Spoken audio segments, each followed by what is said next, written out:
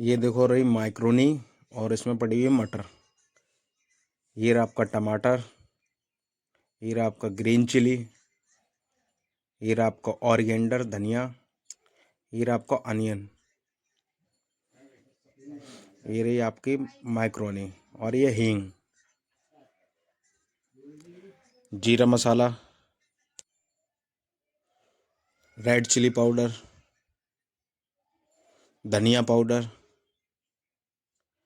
White salt और ये रहा मैगी मसाला। इसका एक पाउच यूज़ होगा। और ये रही देखो मैंने माइक्रोनी पका रखी है, तो पहले से आपको दिखा रहे हैं।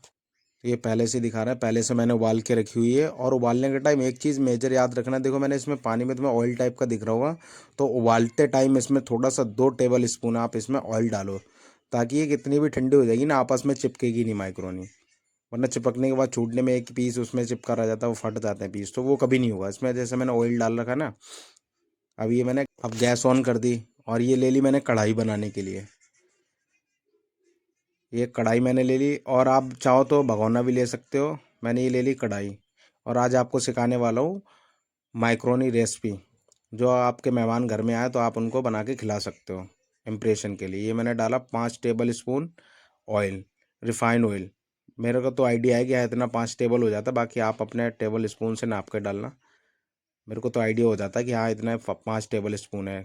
अपना बना रहा हूँ 8-10 साल से ही, तो भाई एक्सपीरियंस है, होटल लाइन से ही हूँ। अब मैं इस ऑयल को पूरी कढ़ाई में घुमा घुमा के लगा दे रहा हूँ, ताकि अगर मैं इसमें अनियन या टमाटो वगैरह इसमें फ्राई करूँ तो वो चिपके ना, जले ना। तो मैं इसमें डालता हूँ सबसे पहले जीरा। और जीरा इसलिए डालता हूँ कि पता चल जाएगा कि हाँ ऑयल गर्म हुआ है या नहीं हुआ है। तो ये मैंने सबसे पहले डालता हूँ जीरा, देखो ये डाल दिया जीरा, 1 टेबल स्पून जीरा। और जीरा अच्छे से गर्म हो गया है। अब मैं इसमें क्या करूँगा, उठा के डालूंगा अनियन। ये रहा हमने चॉप किया हुआ अनियन, तो मैंने इसे पहले से चॉप कर रखा था, सारी चीज़ें चॉप की हुई थी। तो ये मैं डालता हूँ अनियन। तो ये प्याज डाल देता हूँ मैं इसमें, सारा का सारा चॉप किया हुआ जितना भी है। वैसे तो चार चार मैंने पीस लिए थे प्याज के चॉप करने के लिए, आप अपने स्वाद के अनुसार ले सकते हो। और जितना ज़्यादा अनियन होगा उतना ही ज़्यादा टेस्ट और आता है।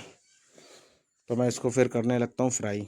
और जब तक हल्का हल्का टेक्सचर इसमें ब्राउन टेक्सचर नहीं आएगा ना, हल्का सा, उतना नहीं पकाना जैसे सब्जी के लिए पकाते हैं, बस हल्का सा ब्राउन टेक्सचर चाहिए कि इसका कच्चापन निकल जाए। तो देखो इसमें मैं फ्राई कर रहा हूँ, हल्का सा बिल्कुल टेक्सचर चाहिए, ना के बराबर ब्राउन कलर का, जिससे इसका कच्चापन निकल जाए और ये जले भी ना। ये देखो मैं उसको चढ़ाते रहना ताकि ये कढ़ाई में जले ना, अगर जल गया तो फिर मामला ख़राब हो जाएगा। इसको रुकना नहीं है, बस घुमाते रहना है, क्योंकि नॉन स्टिक पैन होता है ना, उसमें टेंशन नहीं रहती। और ये हमारे पास लोहे की कढ़ाई है, और तांबे की किसी भी होगी, सब में टेंशन रहेगी जलने की। इसलिए आप नॉन स्टिक पैन जहाँ तक है यूज़ करो। मेरे पास तो ये लोहे की कढ़ाई, तो इसलिए मैं इसमें चलाते रहता हूँ। अब मैं इसमें डालता हूँ टमाटो, सीधा मैं इसमें टमाटर डाल देता हूँ, ताकि इसके 2 टमाटो काट रखे हैं, इसको इसलिए ऑयल में डायरेक्ट डाल देते हैं कि इसका भी कच्चापन निकल जाए। देखो अनियन का हल्का ब्राउन टेक्सचर आ गया था, उसके बाद मैंने इसमें डाल दिया टमाटो। इसका कच्चापन निकल जाएगा, तो इसके जो ज़्यादा खटास होती है ना वो ख़त्म हो जाएगी। क्योंकि हल्का सा में टेक्सचर चाहिए होता है खट्टेपन का, अगर ज़्यादा रहेगा तो फिर मज़ा नहीं आएगा। तो इसलिए हल्का से इसको ब्राउन कर देते हैं, और ये जब पक जाएगा तो काफ़ी अच्छा हमें टेक्सचर देगा। और जब तक ये पक रहा है तब तक मैं ये 1.5 टेबल स्पून डाल लेता हूँ रेड चिली पाउडर, और 1.5 टेबल स्पून डाल लेता हूँ धनिया पाउडर। अब इसमें डालता हूँ मैं 1 चुटकी हींग, ढक्कन में आइडिया लगा के। ये देखो मैंने 1 चुटकी हींग है, वो कढ़ाई में डायरेक्ट डाल देता हूँ मैं। ये मैंने डाल दिया कढ़ाई में 1 चुटकी हींग। अब मैं इसमें डालता हूँ वाइट सॉल्ट, उसमें नहीं डालूंगा, कटोरी में डालूंगा 1.5 table spoon, 1.5 table spoon white salt. बाकी आप अपने स्वाद अनुसार डाल सकते हो कि जितना खाते हो। 1.5 टेबल स्पून सॉल्ट। अब इसको मैं थोड़ा रफ़ कर लेता हूँ कि हाँ ये देखो मिक्स कर लेता हूँ, हो जाएगा, जल्दी पकेगा। अब मैं इसका जो घोल बनाया था ना, सारे मसाले के ऐड किए हुए थे कटोरी में, उसको मिक्स करता हूँ कि सारे अच्छे तरीके से मिक्स हो जाएं। ये देखो इनको मैं स्पून से मिक्स कर रहा हूँ, आप भी अपने इसको मिक्स कर सकते हो मसालों को, ताकि जो है अच्छा फ्लेवर आए।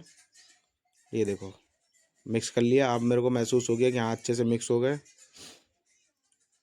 अब मैं इसको देखो डाल देता हूँ कढ़ाई में। मसाले पकने के बाद जब मसाले पक जाते हैं तो ऊपर से डाल देता हूँ मैक्रोनी, क्योंकि पहले पकाने होते हैं मसाले, जब मसाले पक जाते हैं तो फिर मैं मैक्रोनी ऊपर से डाल देता हूँ,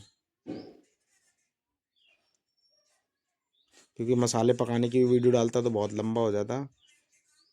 अब ये देखो मैक्रोनी मैंने डाल दी मसाले पकने के बाद। अब इसको अच्छे से राउंड ऑफ राउंड करके मिक्स कर लेंगे, ताकि पूरे में इसके जो मसाला मैंने पकाया हुआ है और अनियन टमाटो वगैरह ये सारे मिक्स हो जाए।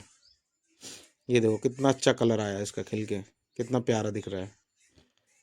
तो ये चीज़ करनी थी, मिक्स करके आया। और जब तक इसको चलाते रहे, ऑयल डालने का देखो ये फ़ायदा हुआ, एक एक पीस अलग है इसका, एक एक पीस, और कहीं से भी नहीं जल रहा है ना चिपक रहा है। ये देखो एक एक पीस अलग है। ये देखो हिला रहा हूँ, देखो एक एक पीस अलग, कोई एक दूसरे में पीस चिपका हुआ नहीं है, सारे पीस अलग हैं। तो इसलिए उबालते टाइम हमें ऑयल डालने की ज़रूरत होती है। अब ये देखो रेडी हो गया, जिसमें मैंने हल्की सी गार्निशिंग कर रखी है धनिए की और गेंडर की, और देखो कितना प्यारा है, जिसमें मटर भी दिख रहा है, टमाटर भी है। अब मैं खा के आपको स्वाद इसका बताता हूँ कि कैसा है। ये देखो काफ़ी अच्छा स्वाद है और काफ़ी बढ़िया टेस्ट इसका आया हुआ है। मैं नेक्स्ट स्पून और एक ट्राई करता हूँ। ये देखो दूसरा स्पून भी खाया और भाई क्या ही स्वाद है, लाजवाब, क्योंकि हर चीज़ बढ़िया तरीके से पकी हुई है और अच्छे तरीके से मिक्स की हुई है।